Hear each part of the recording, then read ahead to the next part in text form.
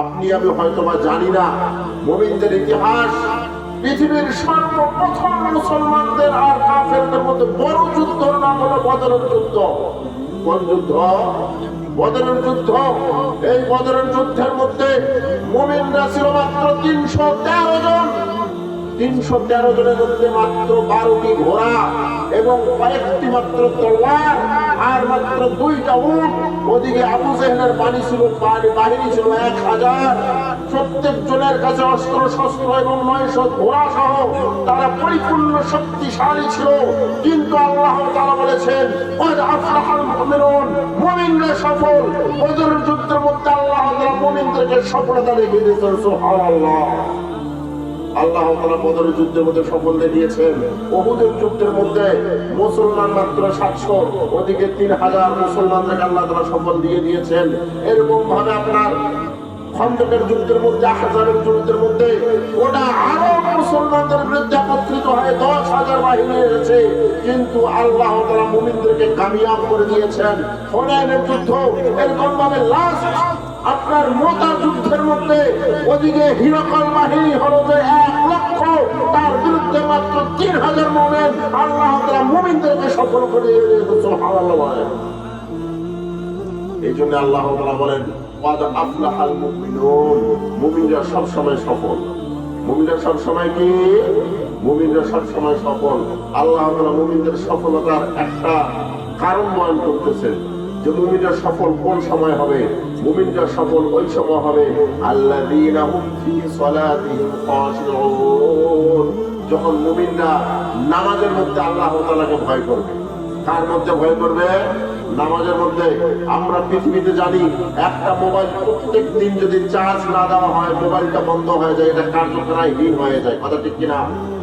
কথা বুঝতে পারেন নাই? প্রত্যেকজনের বাড়িতে মোবাইল আছে না? মোবাইল কি করতে হয়? চার্জ দিতে হয়, না হলে কি হয়ে যায়?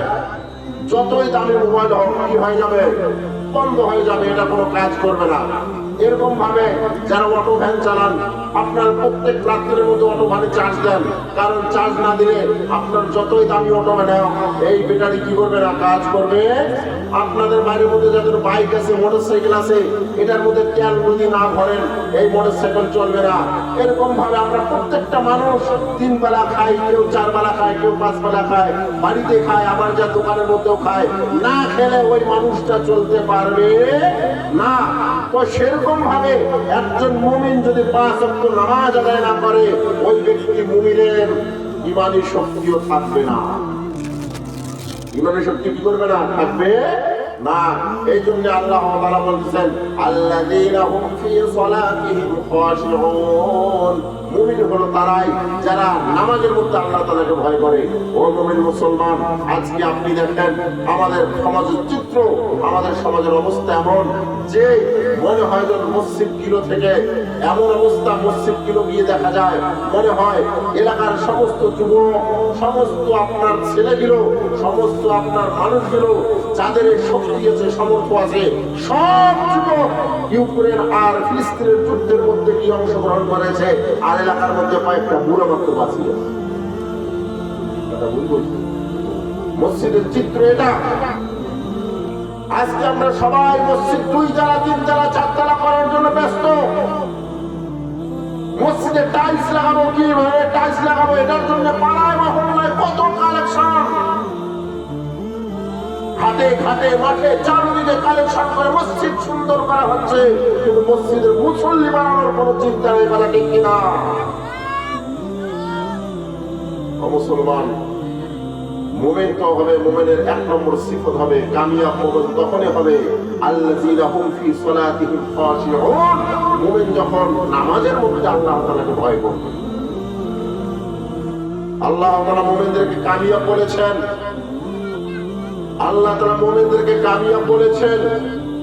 কিন্তু আপনি যদি বাস্তব চিত্রে দেখেন, গোটা বিশ্বে যেই জায়গায় যাবেন, যে জায়গায় কোন মায়ের আহাজারি শুনবেন, যে জায়গায় কোন শিশুর আর্তনাদ শুনবেন, যে জায়গায় কোন বোনের ইজ্জত নিয়ে লুণ্ঠিত করা হচ্ছে শুনবেন, সেই জায়গায় দেখবেন মুসলমান, শুধু মুসলমানদেরকে এরকম হত্যা করা হচ্ছে। ফিলিস্তিনের মধ্যে মুসলমান হত্যা করা হচ্ছে, গুজরাটের মধ্যে মুসলমান হত্যা করা হয়েছে, কাশ্মীরের মধ্যে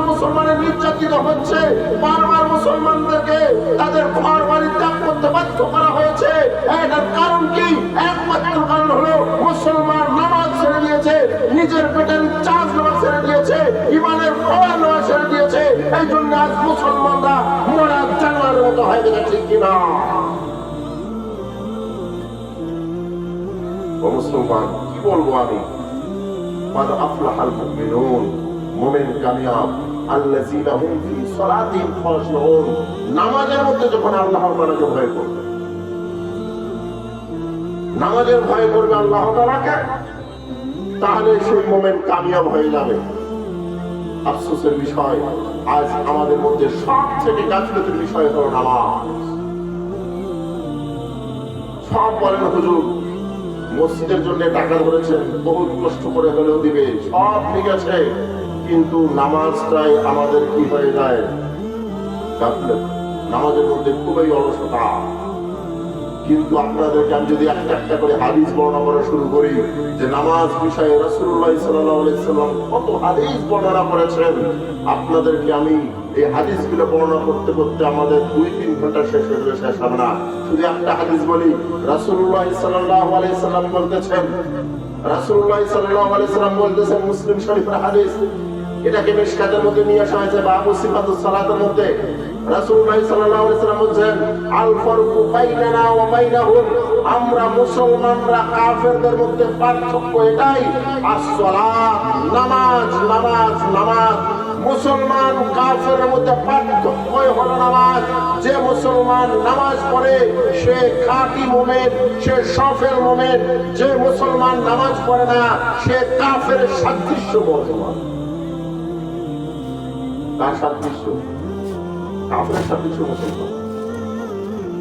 বলবেন যে হুজুর আপনি কি বলেন? হ্যাঁ, আল্লাহ রাসূল বলেছেন, আল ফারকু বাইনানা ওয়া বাইনাহুম, বাইনানা মানে আমরা মুসলমানরা, বাইনাহুম মানে কাফের। মুসলমান কাফেরের মধ্যে পার্থক্য হলো নামাজ, অর্থাৎ মুসলমান নামাজ আদায় করে, কাফেররা নামাজ আদায় করে না। আপনি দেখেন গিয়ে আপনি একজন হিন্দুকে জিজ্ঞাসা করবেন যে আপনি আসলে পূজা কার করেন, কাকে মানেন? সে বলবে হ্যাঁ আমরা একজন ভগবানই মানি। কয়জন ভগবান মানে? একজন ভগবানই মানে। আপনার খ্রিস্টানকে বলবেন হ্যাঁ গড একজন। আপনার এরকম ভাবে কোন প্রকারের যারাই কোন পূজা করে তাদেরকে বলবেন কয়জন? আপনার আল্লাহ কয়জন? সবাই বলবে একজন। আল্লাহ আপনি একজন মানে, তারাও একজন মানে, কিন্তু সেজদা করতে গিয়ে তারা এক আল্লাহ সেজদা করে না, আপনিও এক আল্লাহ সেজদা করেন না। তার মানে আপনার সাদৃশ্যটা তো পুরো নয়, হলো কাফের। সময় শেষ। আমি আর একটা কথা বলে যাই, মুসলমান, আপনার ইবলিস শয়তান একজন নাম আছে, চেনেন? ইবলিস শয়তান, শয়তান একটা প্রাণীর নাম আছে, জানেন? জানেন না? না, আমার কথাটা বুঝে আসবে আপনার। ইবলিস, ইবলিস শয়তান, শয়তান একটা নাম মাখলুক আছে, এটা চেনেন? বোবা নাকি আপনারা? কথা বুঝেন নাই আমার? চেনেন না? নাম শোনেন নাই কোনোদিনও? এটা মুসলমানদের কি দোস্ত না দুশ্মন? দুশ্মন না? এ ইবলিস হলো কিভাবে? এ তো ইবলিস ছিল না। এ তো আপনার ইবাদতের মাধ্যমে আল্লাহ তাআলার কাছে নৈকট্য হয়ে গিয়েছিল, অনেক উঁচু মর্যাদার আবেদ ছিল। সে ইবলিস হয়েছে মাত্র আল্লাহর একটা হুকুম ভালো করে নাই। কয়টা হুকুম পালন করে নাই? একটা হুকুম।